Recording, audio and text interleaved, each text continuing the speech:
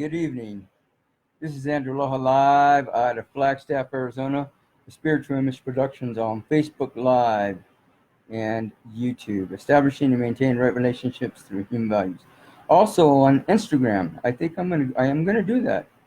I'm gonna go live on Instagram. I don't know that it'll matter, but we're gonna do it anyhow. Let me see if I can do this. See if I can figure this out. Aloha, Kimberly. Thanks for stopping by.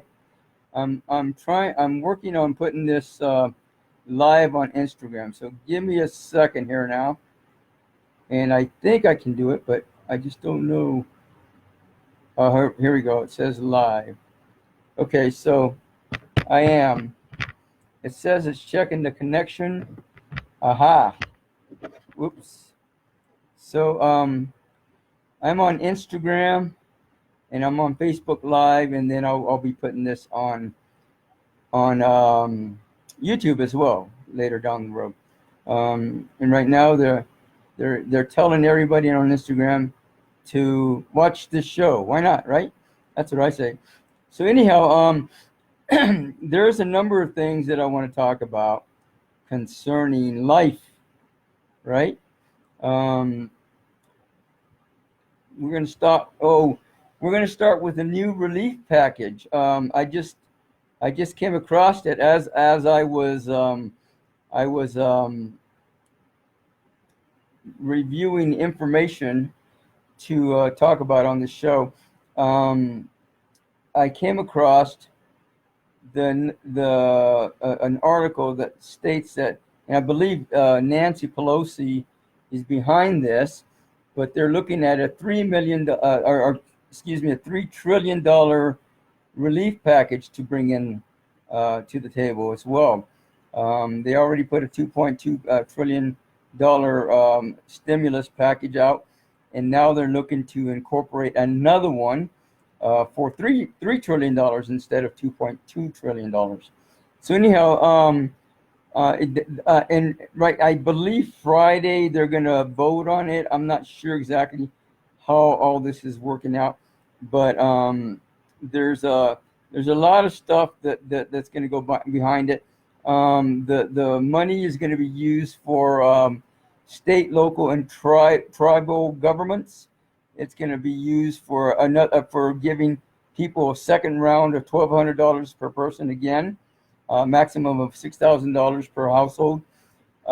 They're going to extend the unemployment benefits till January instead of to July. They're also going to work with assisting renters and homeowners with rent and payments and monthly payments. So they're working with that, and they're also creating a heroes fund for frontline workers. All the people that are out there working in essential jobs. They're now considering those people working for hazardous pay. And it's funny. I was thinking about that a few weeks ago, maybe a few days ago. I don't know. I think 2 or 3 weeks ago, I was thinking about, why don't they pay these people hazardous pay? They're out there risking their lives. Why wouldn't they? Why shouldn't they? So I thought that was a really good productive direction to go. They're also using the money to promote more testing for contract tracing and also isolation measures. So I don't know what the contract tracing and isolation measures are, but whatever that means, they're allocating additional funding for that. They're also allocating additional funding for contingency planning, preparation, and resilience of elections for federal office. So I think they're setting up the stage so that when elections come, they're gonna be looking to number one, do the elections from what was it, virtual elections, so people can make vote via, I don't know, maybe the computer, the internet. I don't know exactly what all that meant, but I think it's along those lines. And then they're also again, providing with this addition, this next stimulus package, they're looking to, and they're calling it a relief package instead of stimulus.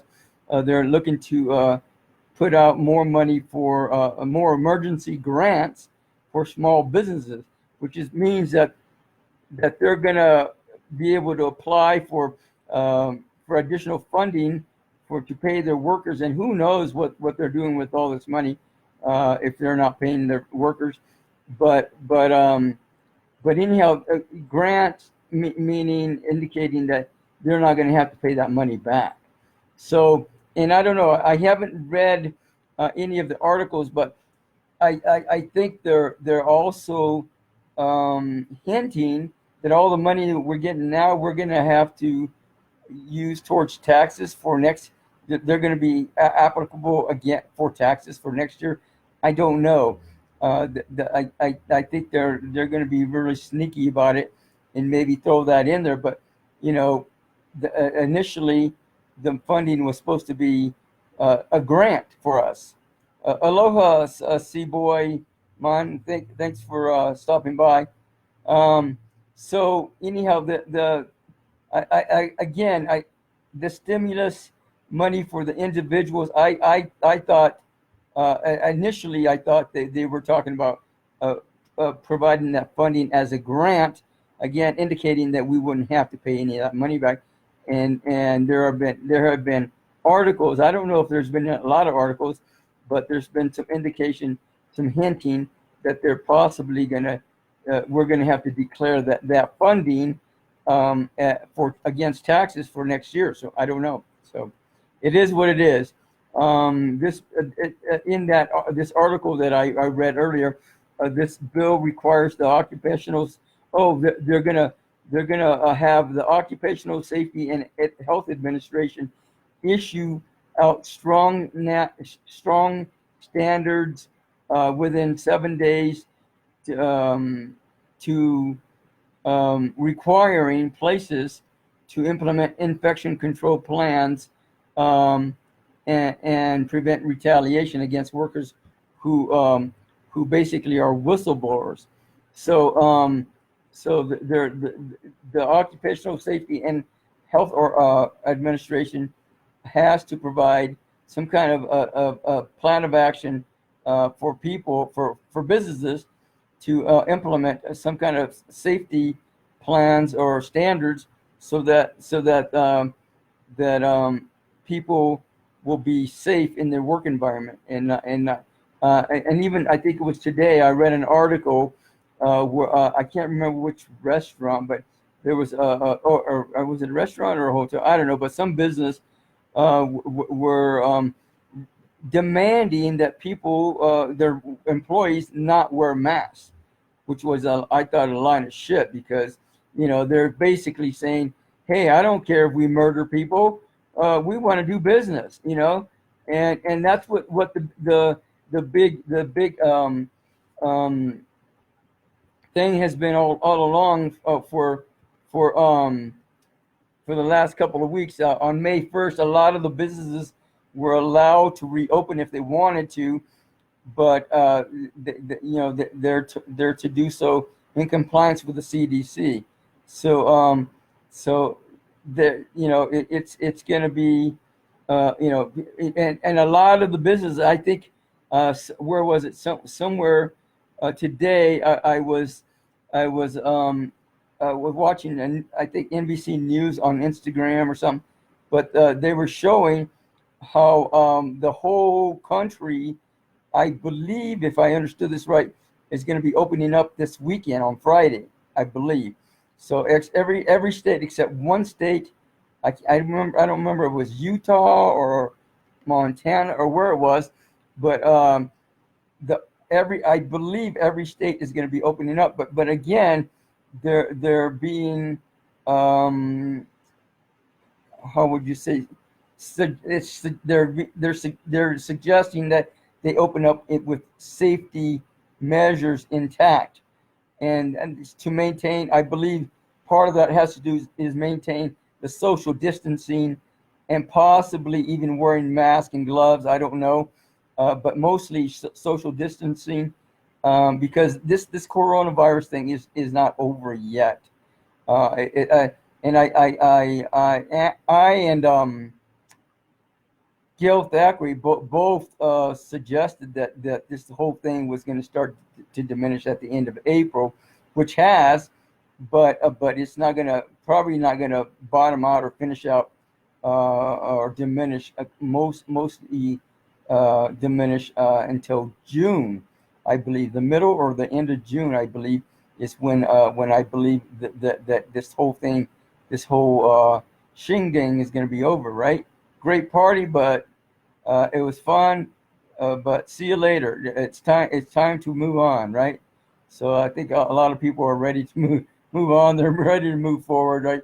So aloha, Tony Vegan. Thank you for stopping by. So I don't know everything that's going to happen, but I am pretty comfortable saying that this whole shindig is going to be mostly over in at the end of June, or maybe the middle of June. So and people are saying, well, is there going to be a backlash? And now if Sylvia Brown, who's a famous psychic that I actually met in Sacramento years ago, but if she is correct in her book, she says it's going to be a short-term program, a short-term episode in our lives, and then it's going to go away for 10 years, and then it's going to move, and we're going to move on. So if she is correct, then I believe that we're this whole thing is going to be over in June, mostly, maybe not 100%, but probably pretty close to 100% over in June is what I believe. And then it's going to go. I don't think there's going to be backlash, period. I think it's just going to go away and it's going to be gone. And I with or without vaccines, I don't know, but I think it's going to be. We're going to be able to get out and party, right, in June, and then I think 4th of July is going to be huge. It's going to be a huge celebration. I think people are probably going to get drunk and pass out all over the place. That's what I think is going to happen. But that's besides the point. I mean, if that's what they choose to do, that's their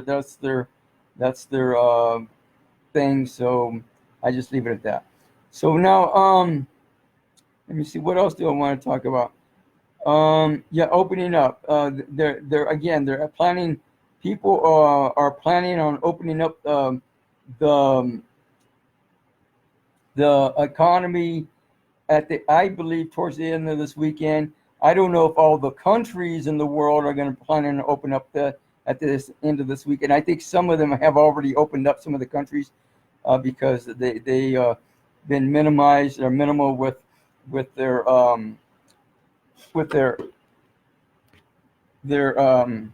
cases, but I think probably I have to hesitate saying it, but I think it's going to happen. I think at the end of this week, the whole world's going to open up. The whole economy is going to open up at the end of this world. That's what I think is going to happen. So I don't know. We'll see. We'll get there when we get there. So anyhow, I don't know if you guys can see me okay there on Instagram, but anyhow, thanks for stopping by. So the other thing I want to talk about. Oh no, I got a couple of bones to pick with QVC, a company called QVC. They're like I don't know if they're on television or not. I think they're on television, but they sell all kinds of stuff. If you absolutely need something from them, go for it. I'm not going to argue with you, but I wouldn't recommend doing any business with these people at all. I went on to order a computer there. I never got my computer, and not only that, but I ended up getting charged $30 for a payment that they charged my account, which I never even approved. They charged me like $150 for a payment, and they were only supposed to charge me like $30 or something like that, right? So I had a overdraft fee because of that, and they go, oh, we'll pay you back, and they never did. So I didn't receive any products or services from these people, and I was charged a $30 or $35 overdraft fee, and I didn't receive anything from these people. And so I would strongly recommend you do not do any business with QVC. And I mean, if you really have to, go for it. I'm not going to argue, but I would never recommend. Not only that, but a friend of mine said she went through some problems with those people, and she never got. I don't know what the deal was, but she had problems with them as well. So I wouldn't recommend that. The other company that I'd like to express concern over is Yelp. If you have a business, or even if you want to just go in there as an individual and register yourself, if you absolutely have to, go for it. But they will not allow you to remove any information about your business or yourself, as far as I know, yourself, that you place on their website. So I had several, and how they make their money is by all the reviews that you put. There's people on there that have placed like 5,000 reviews, 1,000 reviews. It's crazy. And that's how Yelp makes its money, is through these reviews.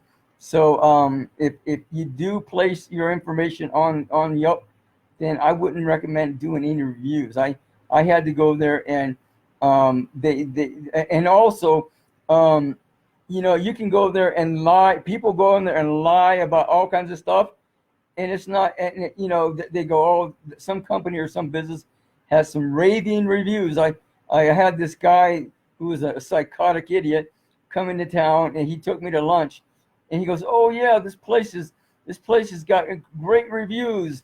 Let's go there and eat. And I go, oh, I had already eaten there like twice over, at least 2 or 3 times. And every time it was disgusting. I didn't like the place at all. And I thought, I'll never, ever go eat there again. Unless if somebody takes me to go eat there, maybe I'll go there. And so I did. I went to eat with him. And guess what? He's such an idiot. He goes, yeah, it's got great reviews. And by the time we were done, he was like, oh, man, I'm never going to eat that at that place again. What an idiot, right? But no, it had great reviews on Yelp. So people go on Yelp and lie about all kinds of stuff. And unless somebody complains about it, they won't do anything. And even so, even if you do complain about something, they still may not do anything. So I would strongly advise, unless you really need to put your information on Yelp's site, go for it. But otherwise, I wouldn't. And I wouldn't believe all those reviews, because there's a lot of people that are full of shit, and they lie and place all kinds of reviews. I don't know, maybe the company, the restaurant that we went to eat at paid several people to go put those reviews on there. Who knows all the stuff that goes on there. But if you go look up Yelp itself, you go look up their reviews and their rating. Yelp has, I believe, last I knew, a 2.0 rating. Out of 5 stars, it only had 2 stars, and I think that was after 2 or 3 or 4, 5,000 reviews. I don't know how many reviews. There was several hundred at least, I believe. I'm pretty sure, but I think several thousand. And out of all those reviews, it only had a 2-star rating. So what does that tell you about Yelp? Yelp is full of shit. That's what it tells me, but that's besides the point. Anyhow, moving on to bigger and better stuff. Controlling diabetes. I went and maybe I'll put the article on here. So this woman, what was her name? Hang on. I'll find it. Time out. Oh, yeah, there it is. Oh wait, I still got her. Her name is Allie. She was, I think she was going to study for medicine. I think she still is, to be a doctor. And she took some tests, and sure enough, she had high sugar levels, and they diagnosed her as diabetes. And I've said this, I believe I've said this time and time ago. If you want to maintain a good level of control over diabetes, and or even to prevent it, to take a step further than that, and if you want to stop, not stop diabetes, but if you want to prevent uh, diabetes, and do some preventative maintenance on yourself, then a low carb, low sugar diet is what you want. There was some guy, he was diagnosed with diabetes. I don't know if he was East Indian or what, but he didn't even claim it. He said, "I'm not even going to claim it." He refused to even admit that he had diabetes, or that he was diagnosed with diabetes, and he did. He went on a low carb, low sugar diet, and then also exercise. It helps us with this as well, not just that combination of foods, but anything that bread that has flour in it, pretty much, you want to avoid or minimize, or just take it in small amounts of bread. Anything, bread, pizza is one of the worst things you can eat, especially if you're diabetic. Potatoes, pasta, alcohol, like getting drunk type of alcohol. Let me see what else. Even popcorn, I believe, has carbohydrates in it. So whatever you eat, what you want to do is look at the label and see how much carbohydrates it has in it. If it's got a lot of carbohydrates, you probably are going to want to pass up on that item, and minimize your intake of that item. But if it's got a low level of carbs, or no carbs at all, then that's probably something that you can look at towards ingesting and eating for dinner or lunch or breakfast or whatever. So again, low carbohydrates, and this woman did. I don't know. She didn't. It doesn't say that she overcame diabetes, but she said that her doctors were very impressed with her diet and her actions, activities, for maintaining the control over diabetes. So again, you can let diabetes control your life. You can let it be your God. You can let it be your guru, and it can be a good teacher. I don't deny that. But it doesn't have to be. You don't have to be a slave to diabetes. No one does, and there's no reason for that. You can get a lot of carbs from fruits and vegetables. That's how I typically get my carbs and my sugars. I do a smoothie. Pretty much, I drink at least 1 or 2 glasses of vegetable smoothie with two apples, of half a bush of cilantros, 1 or 2 cucumbers, 1 or 2. Let me see, what else do I put in? I've been putting in some green tea, also Arizona green tea, which is pretty cool, and it tastes really good. Again, those are all natural sugars. The honey that's in the Arizona green tea is natural, so it's a natural sweet, and it shouldn't throw you off too much or at all. I also put in, what else do I put in it? Oh, some spinach, some kale, some chard, and some other stuff, and it really balances out my diet really good. So I really feel a lot better now than I have since this whole diabetes thing started in my life. Now, there's a couple of sayings that I want. This saying is from a movie called Yes Man. Yeah, Yes Man. With here, let me. I got to go back and do this. It came out. I think this is an older movie, but it's still. A lot of the older movies are still good movies to watch. The people put in a lot of heart in it. They put in some creativity, and they imbibe with the movie instead of just throwing it together to make money.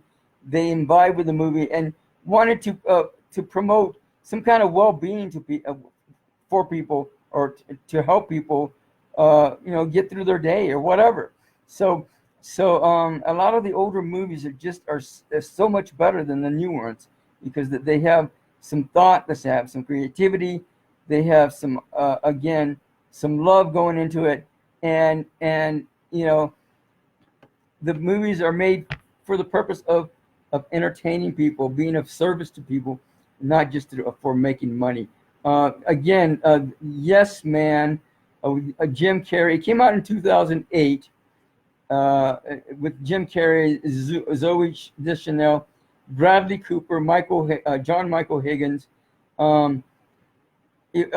This guy, he's a banker, right? And he's always constantly saying, no, I don't want to do this.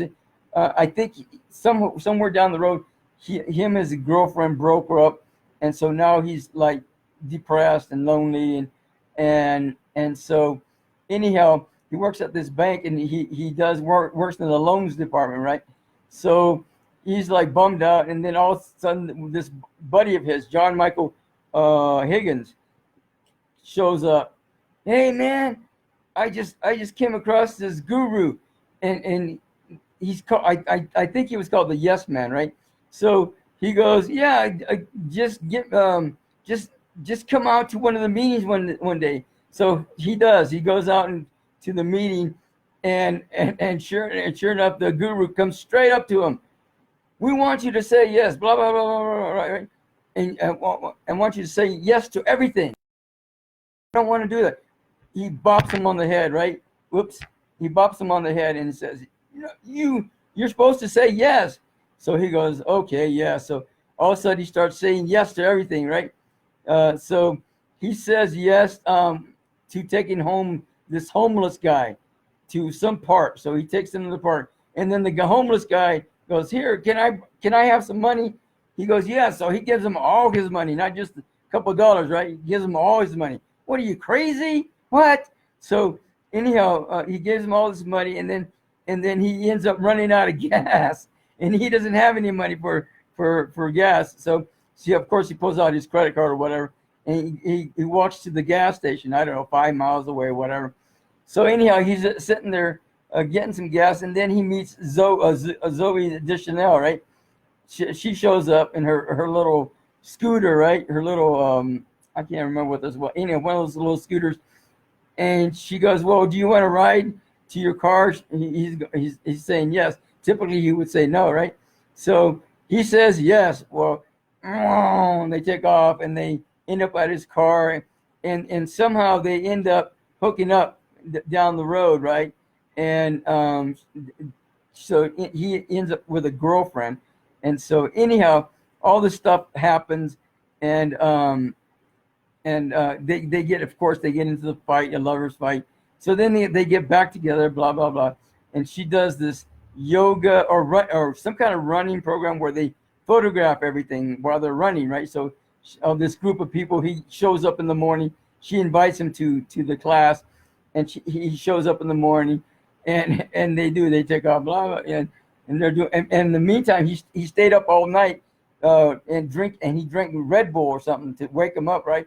He goes, I'm ready. And so, of course, Jim Carrey is such a character. He's like one of the most unusual people you can ever come across. And, of course, he's funny. So,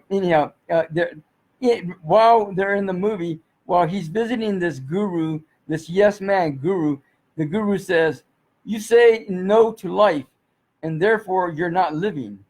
Every time an opportunity presents itself, you will say yes. And of course, Jim Carrey has to think about it.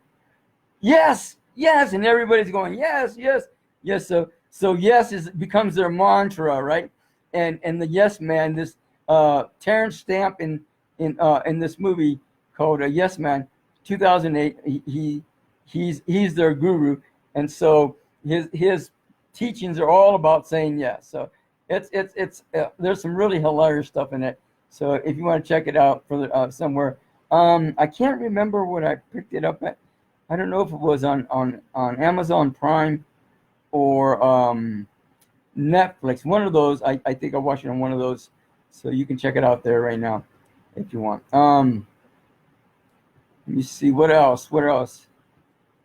All these movies that I'm talking about right now are in my opinion 2 thumbs up movies. That's the highest rating you can get, and they may not be Academy Award winning movies, but they're movies that you can sit down and know that you're going to enjoy, have an entertaining evening with and grab some beers, some popcorn, your girlfriend, your boyfriend, whatever, and just hang out and just get a barrel full of laughs or whatever. So the next show I want to talk about, Aloha Amadeo. Thanks for stopping by. Cosmic Therapy. That sounds interesting. I don't know what Cosmic Therapy is, but I guess you can write me and I'll find out. Sure, why not? So anyhow, let me think about this. Now, Car Masters is a TV series. It's a series that's been on Netflix this is the 2nd season. The first season was pretty interesting. I had one of the things that Netflix is notorious for is TV series. All these series shows, and probably at least half of them are like, not. I don't want to watch that type of thing. And but there's a handful of TV series that I like watching, and I can't stop. And the reason I hate to watch TV series is because if they're really boring and lame, you get through 1 or 2 or 3 of those shows, and then all of a sudden they get really lame. And I'll talk about a couple of them. I'll tell you what, like Virginia River that just came out last year. It's going into its 2nd season. Alexander Breckenridge, Martin Henderson, Tim Matheson, how's that? Annette O'Toole, Colin Lawrence. It started out interesting. They were addressing issues, that you can relate to, that have to do with modern day stuff going on. And then all of a sudden they start getting into violence, kidnapping, all this bullshit that probably would never happen in a million years. Maybe once in a million years, something like that might happen. Who gives a crap, right? We want to talk about what the majority of people need to address, not what a handful of people out of 8 billion people want to address. So that's so stupid, right? So anyhow, about the 4th or 5th episode, that's when it starts to get into all this kidnapping. I thought bullshit. I just stopped watching it. I gave that a 1 thumb up. And then there's a couple of movies. The Goldfinch came out last year. Ansel Elgort, Nicole Kidman, Jeffrey Wright, Luke Wilson. That's, to me, that was like some kid living in the past, right? Who wants to and it's okay to address pain, because pain needs to be addressed and be looked at, and people need to come to terms with it sooner or later. But it just dragged on, and it was so dramatic.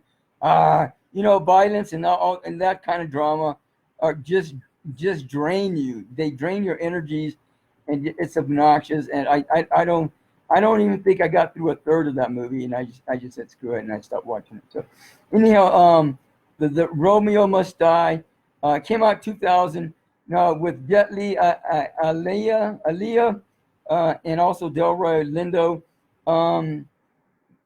There was a lot of action. Jet Li, of course, is a really good fighter. A lot of good action scenes with him. But there's a lot of stuff in there was bullshit, and that's why I keep saying that the movies that are based on true events, on actual experiences, on true life experiences, are the ones that are usually the best, because they fill in details that you wouldn't you wouldn't catch otherwise in other movies. Like this movie, there's a lot of details. There's some confusion going on with some of the stuff, and now unfortunately, Leah, who's a really beautiful woman, I don't know, something happened to her. Oh, she died in a plane crash. I found out a few years after this movie. So I thought that was kind of I want to say sad, but I don't want to program that kind of crap. But you know, she moved on, and it was kind of I don't know what the word is. It was kind of lame. Well, I don't want to say lame either, but it was, you know, she seemed to be some really good talent. But anyhow, I guess she had to move on for whatever reason. Another quote that I came across: "Showing up is one of the most showing up." Now, what movie was this from that I got this from? Dr. Lee Carmas. Oh, Upload. Well, anyhow, I think it was the Nomads. I can't remember. Time out. I got to go back. Refresh my memory, right? His vitals are dropping. We're losing him.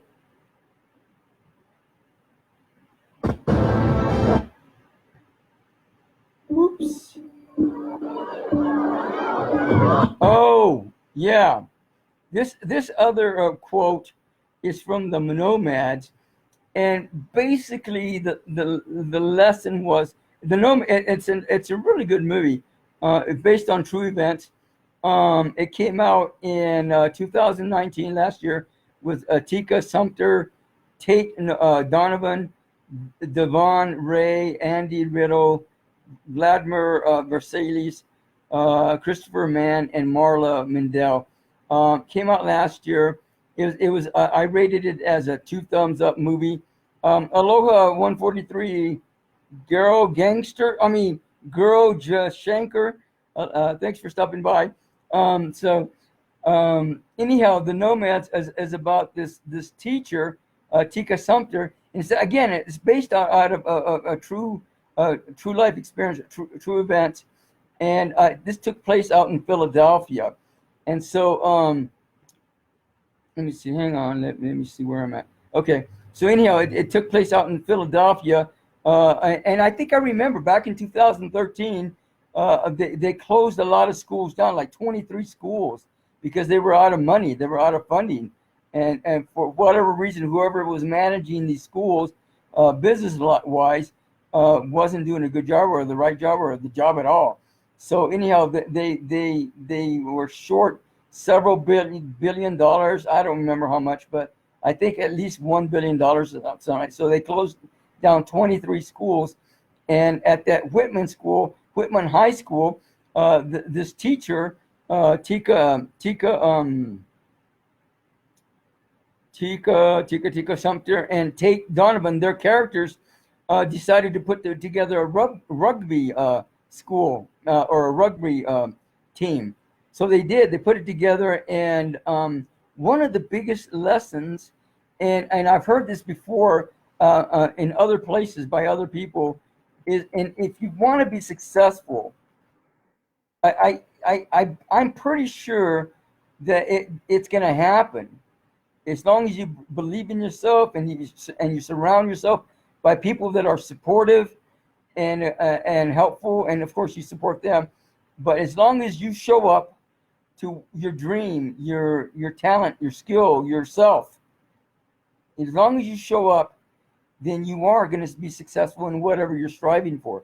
Now, you do want to be focused and pay attention to what it is you want to accomplish. That helps.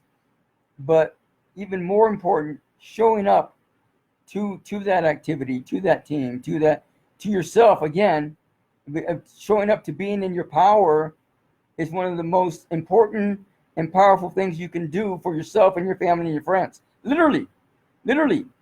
If you want to help your mom, your dad, your family, your friends, your community, show up and be there. Be in your power every day. Even if it's for 5 minutes. You can increase it to 10, 20, 30 minutes. an hour all day, 20. That's how you become a master.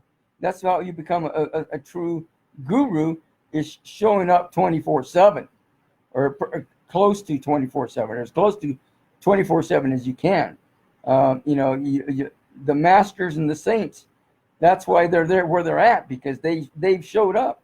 They've already proven themselves to themselves. They don't have to prove themselves to anybody else. They've shown up for themselves and for others every day. Every day they show up, and they don't have to prove that to anybody anymore, because they're already there. They're in their space. They're in their power, right? It's like that. So anyhow, that's one of the biggest lessons that I learned from this show, and I think that they promoted, and I thought it was a very good, wise decision, right? Haha, there you go. So anyhow, they put together this rugby team, and one of the teammates is his dad is a real asshole, right? His dad is a convict. He's into drugs, and he makes him go sell drugs. So, yeah, I don't know. He's just being an ass, and so he makes him go and sell drugs, and finally he goes, "I'm not going to do this anymore." So he stops, and then sure enough, him and his buddy show up to the rugby playground, or the field, and the dad shoots him. What an ass! So anyhow, they end up coming back together and everything, and eventually the team has, and is still intact, still up and going these days in Philadelphia, and still helping people, kids, teenagers get off the streets. A lot of them, they end up on the streets. They end up in drugs, and this is a good channel, good direction for them to go, so they can get out of the streets and make something of themselves, be in their power. So it's a really good show. I really enjoyed it, but that's besides the point. So anyhow, I rated that as a 2 thumbs up. The next 2 thumbs up. Oh, the Car Masters. I forgot to tell you about the Car Masters. Oh my God, that is such an amazing show. The first season, check this out. The first season, Car Masters, again, it's on Netflix, right? 2 thumbs up. The guy, what's the name of the garage? Hang on, I'll tell you what the name of the garage. Oh, Gotham Garage. The Gotham Garage. The first season, they put together. They had a little Hot Wheel, right? They put together a regular sized car out of this Hot Wheel. I was just blown away. Wow! And they're saying that the Hot Wheels are cars that were invented but never put into production because they were too difficult to build or whatever. I don't know what, but they just didn't bring them out into production, and so they made them into Hot Wheels instead. So anyhow, they did. They produced a regular sized car out of the Hot Wheel. I was just wow. Now this next season, I've already watched the whole season. I mean, like 1 or 2 nights. This show is like just blows me away. So blows me away. The cars that they build on here are just like, this guy's a genius, right? Earlier in his life, what's this guy's name? Mark Tao. I believe his name is Mark Tao. There's a woman by the name of Constant Nunes, who's the engine expert, and she's like a model, and literally she's got a whole bunch of people following her, man. Literally, she's really popular. There's also Sean Pilot, the guy that does all the marketing, does all the wheeling and dealing, and then Tony Quinones, Michael Caveman Pyle. Caveman Pyle, he's like the destruction derby. He goes and tears everything apart, right? But then he helps put it back together, or he puts it back together too. So anyhow, just an amazing show if you ever get a chance to watch it. So anyhow, by the end of the second season, these guys built a car. I can't remember what car it was. It was some kind of weird looking car with only a 1-seater. You can only seat one person in the car, right? That's crazy. I don't know. It was kind of a dorky looking car, but I think they were going to sell it like for $200,000 or something like that. And this guy, Mark Tao, had already had a car, Speed Racer. There was a show called Speed Racer, this cartoon or something like that.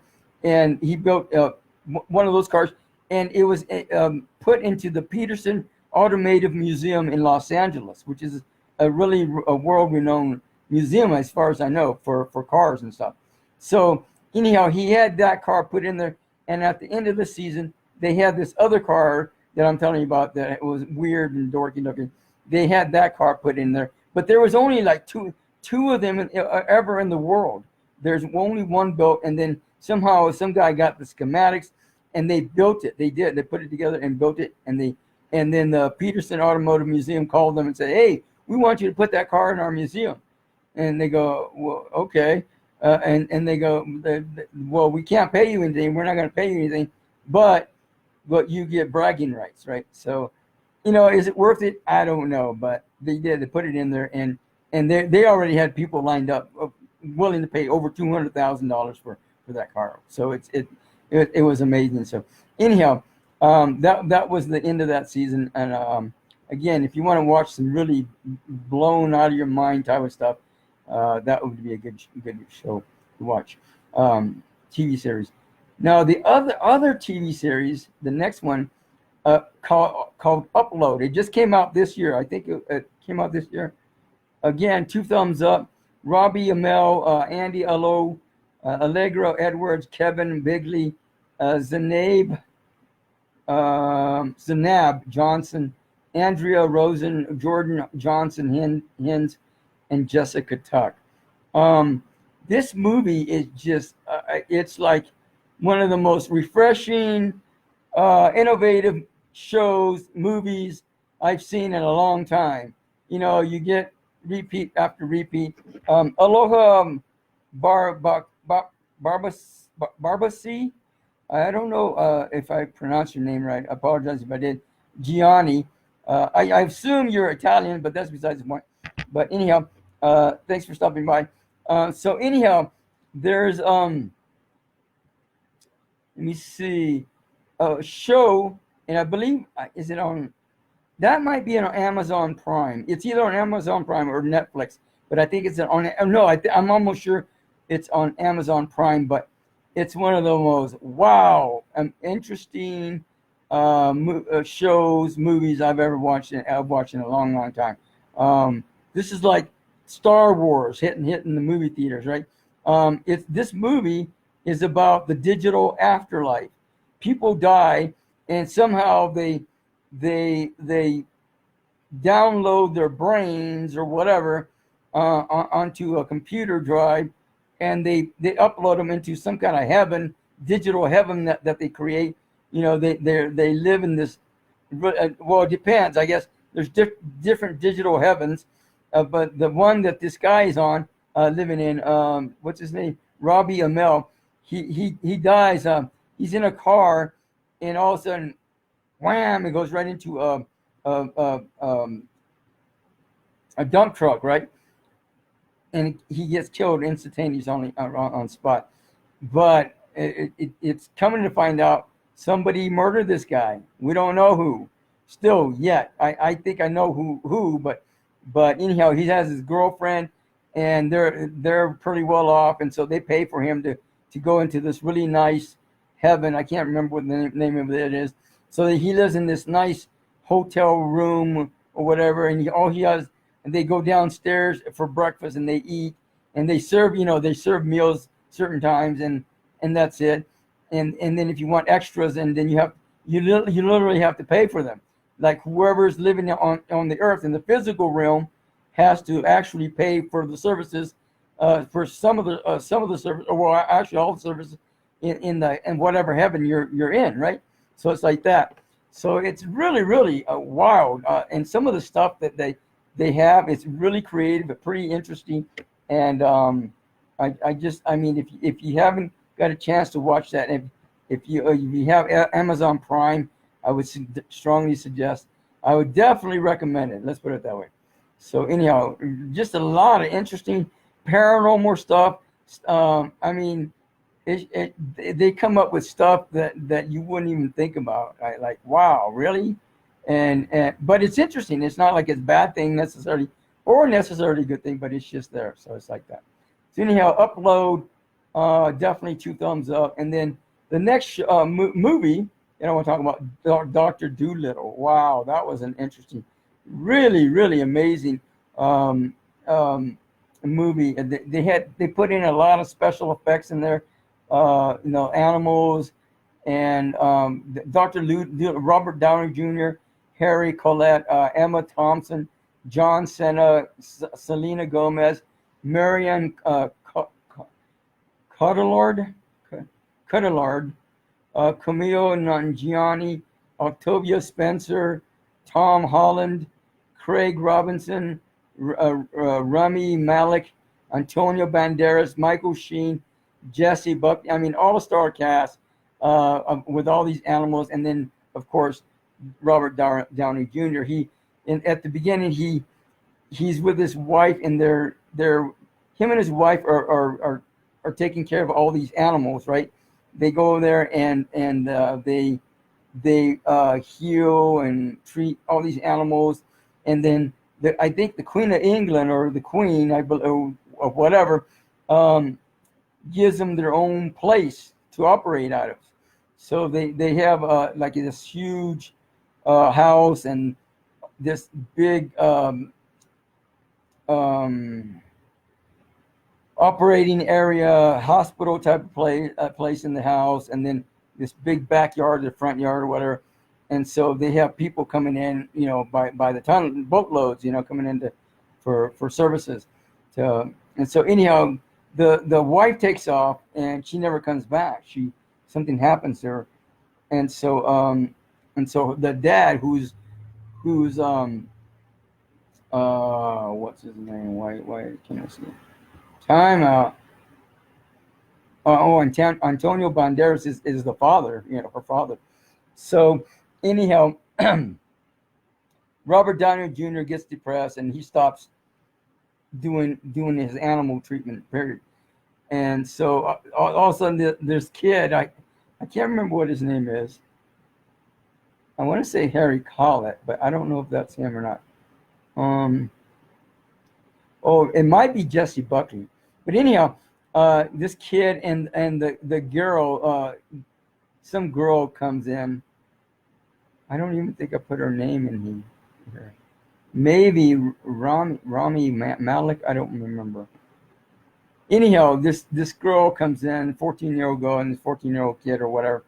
They come in, and the kid is like they're hunting with his brother and his dad, and he can't shoot. He can't kill the animal. So they go shoot, and some ducks are coming or whatever, and so he just closes his eyes and shoots, right, and he injures this squirrel. He's going, oh no! So he goes and picks up the squirrel and takes it over to Robert Downey Jr. And at the same time, this girl shows up, and she's a messenger from the Queen.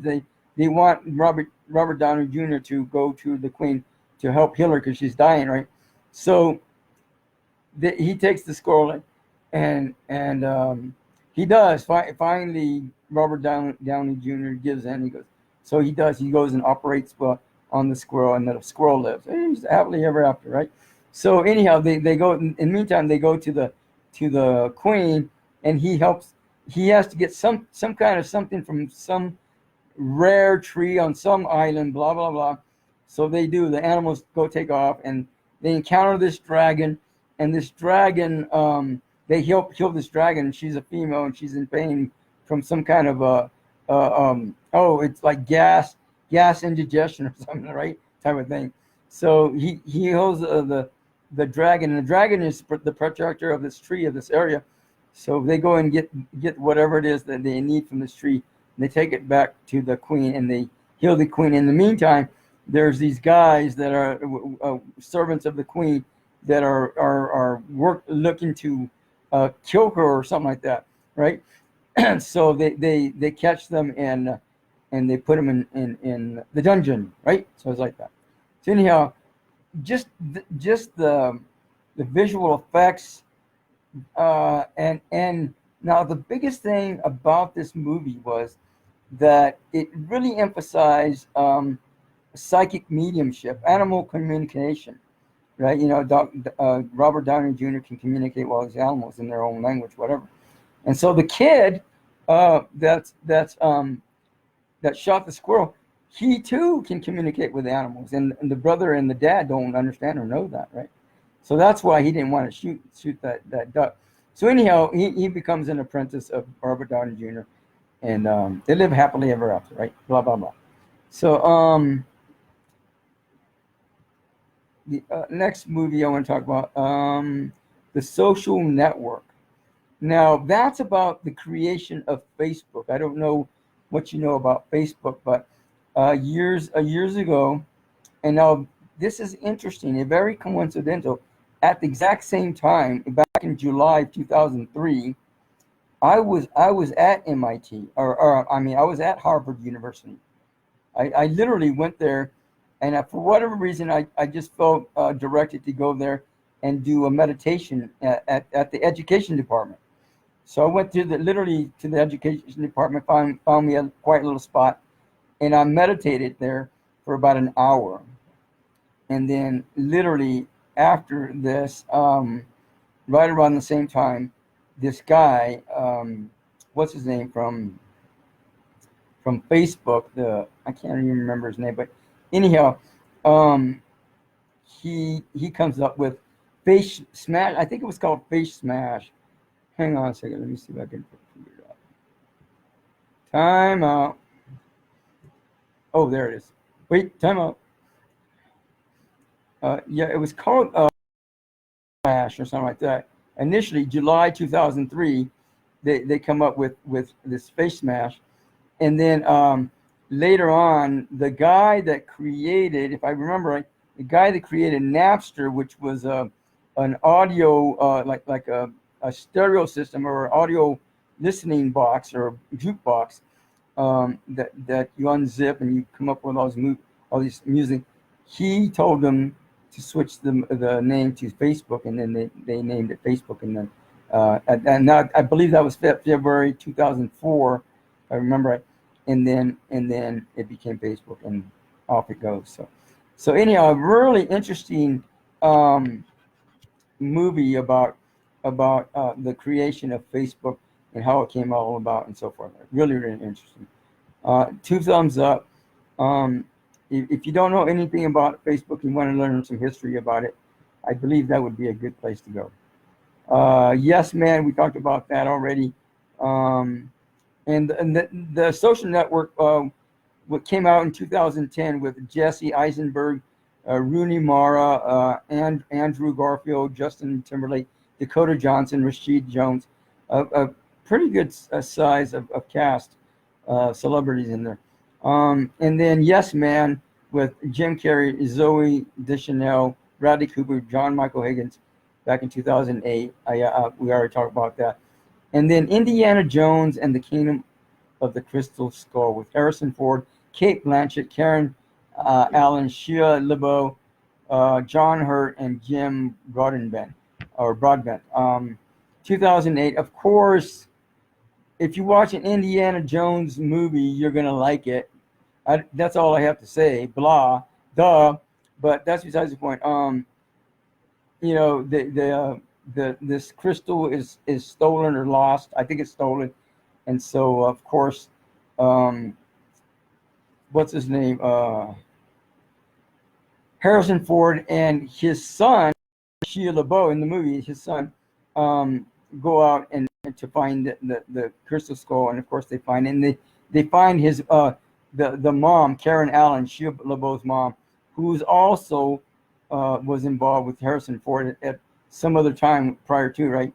So they go out and they find her. She's been kidnapped, and they find her, and then they rescue this crystal skull, and they take it back to where it's supposed to go to.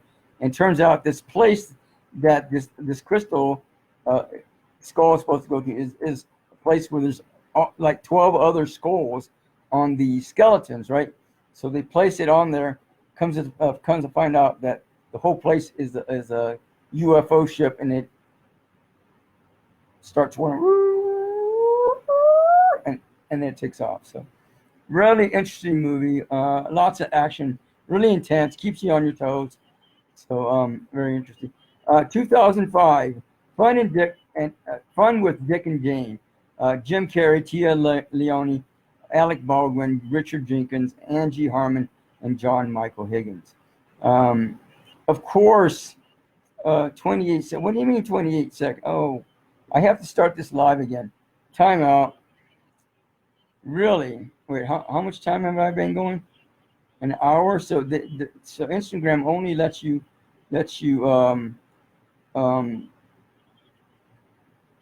do a show for an hour, I guess, in video. So timeout. I have to do this all again. I'm gonna have to restart this Instagram so I can go back on. Anyhow, I'm back on Instagram. Sorry, guys. Add a guest to be your live video. I don't have a guest to be in my live video. Duh. Whatever. So anyhow, Fun with Dick and Jane. Jim Carrey is working for this major corporation. This came out in 2005. Again, this is an older movie, but it's still 2 thumbs up, right? So all the older movies, they still got a lot going on with them. They're still worth watching this day and age. So anyhow, Jim Carrey loses his job. Tia Leone, she quits her job because she thinks that Jim Carrey is getting a major promotion, and he does, but the company sells him out and they make him the fall guy for some kind of operation they're doing, some kind of scam they're doing. So anyhow, they did resort to go robbing banks and robbing stores. Aloha, Mellow Yellow. Mellow 68B. Mellow B68. Aloha, thanks for stopping by. So anyhow, the Jim Carrey and Tia Leone, they lose their jobs, they're losing everything, they're losing their house. So they go, screw it, we're gonna go get some money. So they go start stealing from stores, from all kinds of places, and then then the president of the company gets caught in the scam, and but he makes Jim Carrey the fall guy, right? So in the meantime, him and Tia Leone, they're out stealing all this stuff, and they finally figure out what's going on. So they go steal Alec Baldwin. He's the president of the company, right?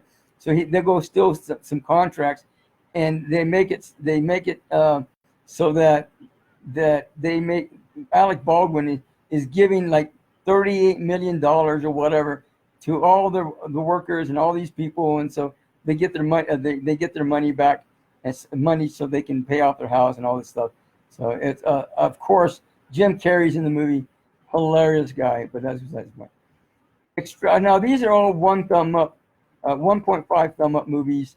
Extraction with Chris Hemsworth, Radruka Jejwa, Gold Shifta, Farharin. Where do these people get these names from? What the hell? Randeep Huda. It came out 2020. Just came out. I think it's on Netflix. It was okay. I don't know if Chris Hemsworth was in the CIA or whatever, but he goes and they have to extract this kid, this drug lord's kid, that this other drug lord has. So they go and the other drug lord kidnaps the kid, and they're holding him for ransom or whatever. So Chris Hemsworth, he goes in and takes the kid, gets the kid out of there. All these hero movies, whatever. Everybody's a fucking hero, right? Everybody's a hero. All they have to do is decide to be a hero, and you're a hero. Period. Who cares, right? But anyhow, he goes and saves this kid. In the meantime, you find out that Chris Hemsworth lost a kid and his wife or something, and they keep relating back, going back to the past. These movies that you get caught up in the past, and then they over dramatize it. Not.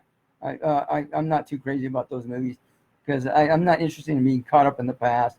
I like to either be in the present or at least think about what's going on for the future, right? That type of thing.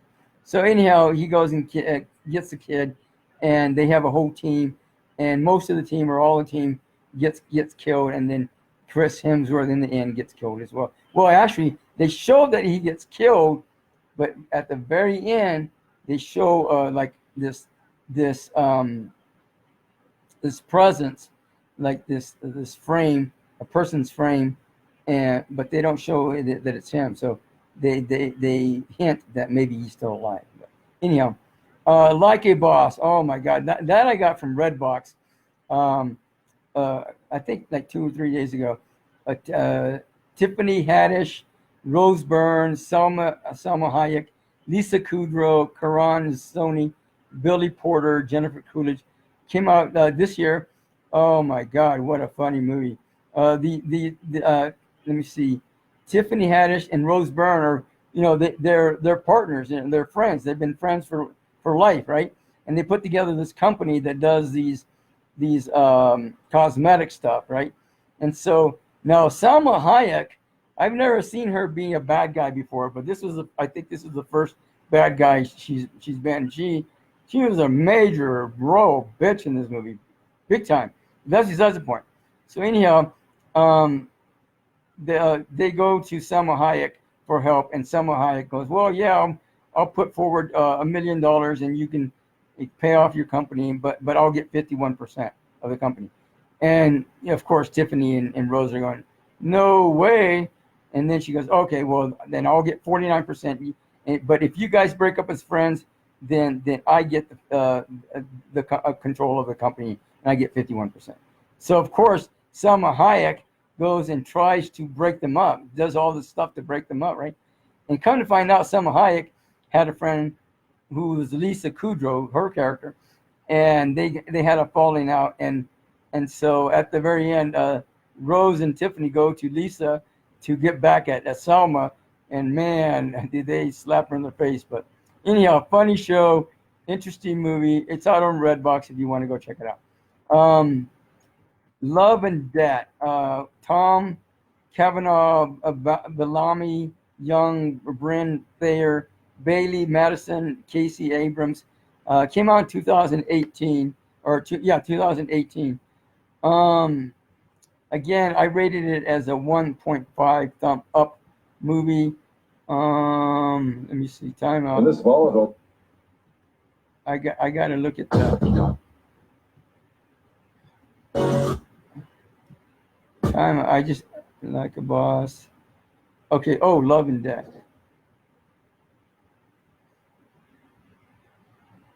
What? All right. Time out. I mean, it was so interesting that I just remembered everything about it, right?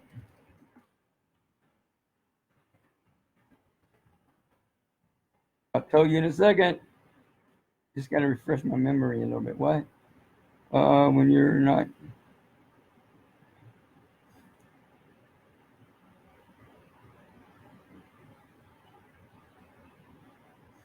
Oh, this guy. What's his name? Tom Cavanaugh. I can't remember if he loses his job. I think he loses his job, and his wife, Bellamy Young, I believe that's her name. They get in this fight, and she ends up taking off to her mom's, and in the meantime, Bellamy gets her own independent job. What's her name? Her own business going on, and as being a consultant. And so she goes over and gets a job for consulting. And then meantime, Tom Cavanaugh takes over taking care of the kids, right? And himself. And so anyhow, the daughter, Bailey Madison, which is the oldest daughter of the group, she ends up stepping in as mom, right? She tries to make shift and become the mom, and because she doesn't know what else to do, right? So she's setting up interviews for Tom and all this stuff, and finally, they work things out, and she comes back, and they live happily ever after. Right? It was an interesting movie. There were some interesting dynamics, but not Academy Award winning. But that's besides the point. Bloodfather, with Mel Gibson, Erin Moriarty, William H. Macy, Diego Luna, 2016. Mel Gibson, he's a convict, and he lives in this mobile home, right? And his daughter, Erin Moriarty, she runs away from home. The mom, I believe, is a rich woman that lives in California or something like that, and so she runs away because she can't stand the mom, and she ends up getting involved with all these drug lords, right? And the boyfriend wants they go in to scam some people, and the boyfriend wants her to kill some woman, and so she ends up shooting the boyfriend, right, instead. And so she runs, and she goes to her dad, Mel Gibson. Aloha, Pennington. Thanks for stopping by, or Angela, I guess. So anyhow, Erin runs to her dad, Mel Gibson, right? But her dad knows how to take care of business. So they do. These drug lords come over to his place, his what you call it, his home, and they shoot up the place. So they take off. Mel Gibson and Erin Moriarty take off, and they're on the run, and somehow or another they end up killing these people. Oh, I think Mel Gibson dies at the end of this, so which is kind of sad, but and kind of a screwy way to go for this movie. But anyhow, he ends up dying, and he ends up killing all these people, and then all these drug lords, and then Erin Moriarty is safe from hell for at least a while now. So anyhow, Salt with Angelina Jolie, Liev Schreiber, Chetwell Ejiofor, Daniel Brzezinski. Oh my God, these people with these names. Anyhow, came out in 2010. Angelina Jolie is a CIA agent, and apparently she's also an inactivated Russian spy. So the whole gist of the movie is that they train all these Russians, these kids, to be spies, and then they put them through some kind of hypnosis or something, and then later on in life they're activated to do certain jobs like destroying the Twin Towers or whatever, right? That type of thing. So anyhow, Angelina Jolie, unbeknownst to her, she's one of these agents, Russian agents, and she's a double agent, and she doesn't even know it until this guy comes in, and he goes, "We're looking for Salt, Evelyn Salt, I think that was her name." So anyhow, he goes, "You're a Russian spy," and so anyhow she takes off, and she's on the run, blah blah blah, and so finally they go through all this mirage stuff. And she's supposed to kill the Russian president, I believe. And I don't know that she actually does. I can't remember. But she either comes pretty close or she does kill the Russian president. And and come to find out that her boss at the CIA, I believe, is also one of these inactive spies, and they activate him too, and he tries to kill Angelina Jolie, and so that because I think she doesn't kill the Russian president because he's supposed to kill the Russian president, I think, if I remember right, and she ends up shooting him or something like that, and he doesn't finish the job. Oh darn, whatever. So anyhow, a little help with Jenna Fisher, Rob Benedict, Daniel Yelski, Brooke Smith, Zach Page, Ron Liebman, Leslie Ann Warren, and James Redhorn. Came out in 2010. Oh my God, that's a funny movie. Jenna Fisher, she's a mom, right? And she goes and she has this brawl, this fight, with the husband, right? And the husband ends up keeling over. He ends up having a heart attack or something and dies. So anyhow, she goes to a lawyer that her sister recommends or something, and she's going, well, do I have enough money to live on, or what's going on? So the lawyer basically bullies her into suing I don't remember, some doctor or something like that. And so they go through her and the kid, her kid go through all this variety of things, and the kid goes on to lie, saying, "Oh, my dad died in the 911 Twin Tower blow-ups, and he's a hero." So he's going around telling everybody that, and the mom's all pissed off. What are you doing that for? And so finally, he gets the idea when he goes to some kid's birthday party or something, and they all find out that he was lying all along, and he's all of a sudden he's all embarrassed and feels ashamed, and Jenna, the mother, comes in and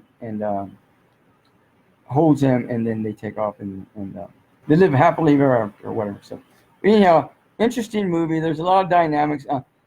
Some of it's kind of, I think some of it's kind of confusing. Some of it's a just lame, and it's just it's an interesting movie to watch with your kid, probably, if you want to do that, to maybe connect with your kid. But I it's not an Academy Award winning movie either. So that's besides the point. So the next movie I want to talk about is Minority Report with Tom Cruise, Colin Farrell, Samantha Morton, Max von Sydow, Lois Smith, and Catherine Morris. Came out in 2002. A movie, interesting movie where assume they have like these three psychics, right? They're and how do these people survive in this? They're like in this pool, laying down in this water, and they're able to predict murders in advance, right? But when did they eat? When did they get to the bathroom? Whatever. So anyhow, they're able to predict these murders, and they and Tom Cruise and his team goes out, and before the murder happens, they're able to stop it. So anyhow, Colin Farrell comes in. He's from the Attorney General's office, I believe, and he believes that there's some kind of a scam going on. So and then all of a sudden Tom Cruise is going to be one of the murderers, but come to find out that Colin Farrell or somebody set up the murder. They conspired against Tom Cruise, and so anyhow, it comes to find out that the owner of the company that Tom Cruise is working for concerning all these predictions is the one that murders. He murders some woman, and then he hires, or somehow Colin Farrell comes in, and I don't know if he hires Colin Farrell to come in and murder Tom Cruise or set him up or whatever, but it's all one big farce, right? That type of thing. Interesting dynamics, interesting I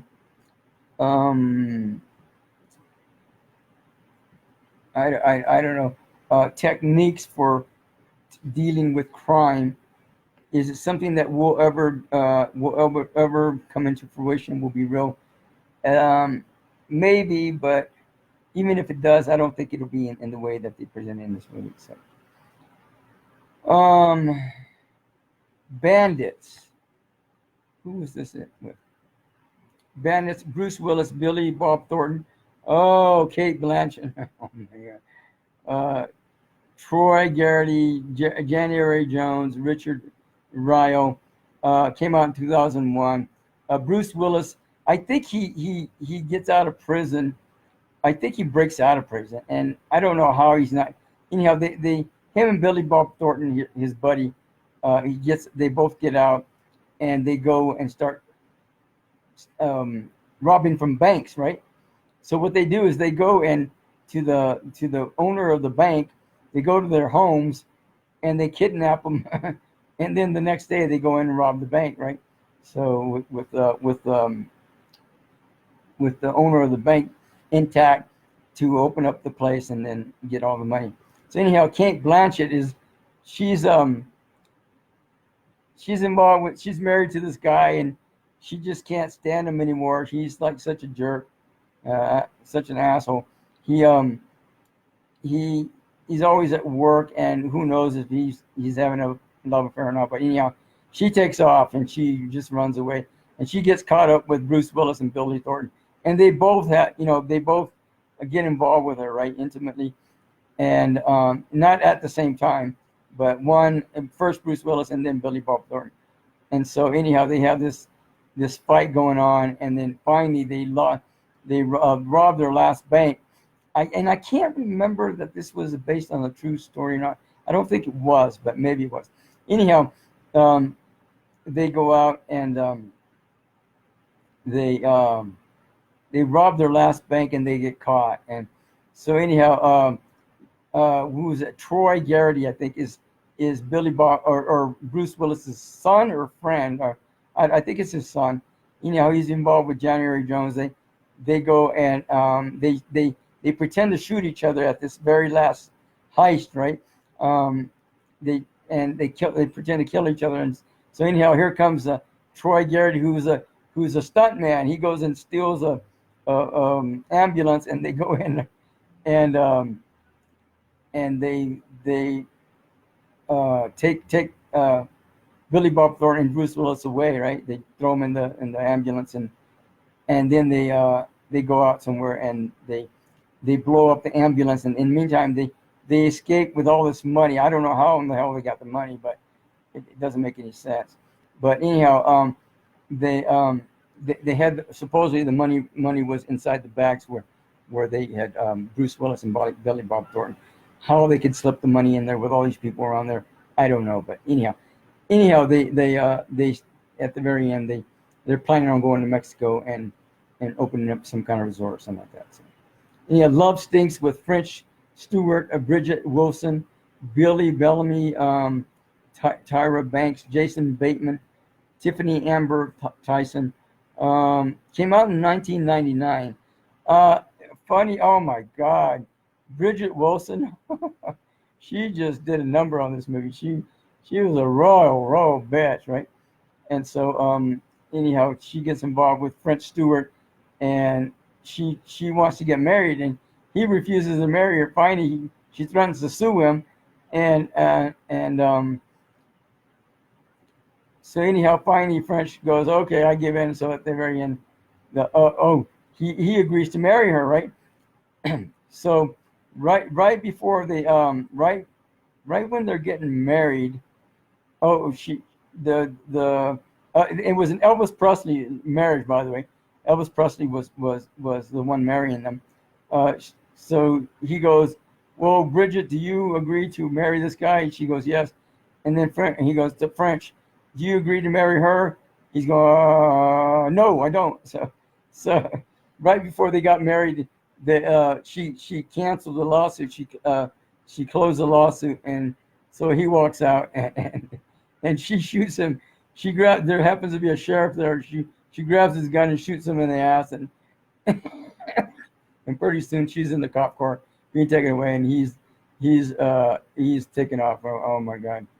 Well, it was kind of an annoying movie to watch, but it was kind of interesting too to see what would happen, for the next scene. For Love or Money, came out in 1993. Michael J. Fox, Gabrielle Anwar, Anthony Higgins, Udo Kier, Michael Tucker, and Bob Balaban. So anyhow, this is when Michael J. Fox, this was years ago when he didn't have Alzheimer's disease. Right now, it's still, I think he's still doing movies or shows and stuff, even though he's got Alzheimer's disease. But this is way before then. And, he's a concierge. I think he's like the head of the concierge at this big rich, fancy hotel. And Gabrielle on War, she works there. I can't remember what she does there, but anyhow, she gets involved with Anthony Higgins, I believe, and anyhow, he's like a major tycoon, entrepreneur type of guy. And so Michael J. Fox has this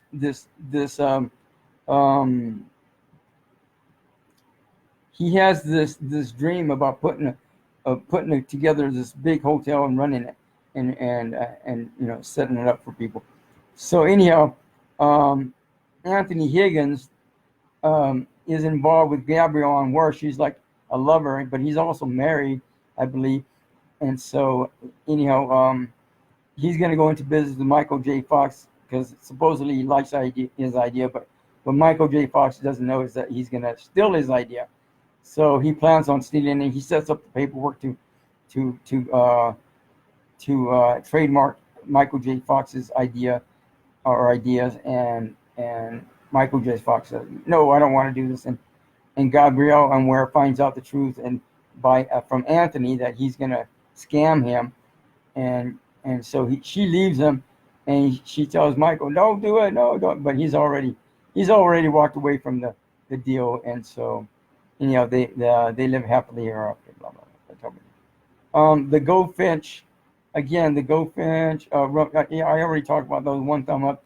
I don't need to talk about them again. So anyhow, that's my story. I'm sticking to it. Even if you go out and the restaurants are open and all that stuff, just play it safe, people.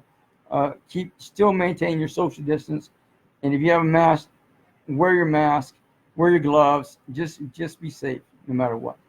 Have a God got us weak. Be the love that you are, always have been, and always will be. Aloha. Let's see, how do you end this? In video, stop recording, and in live video. That's a wrap, Jack.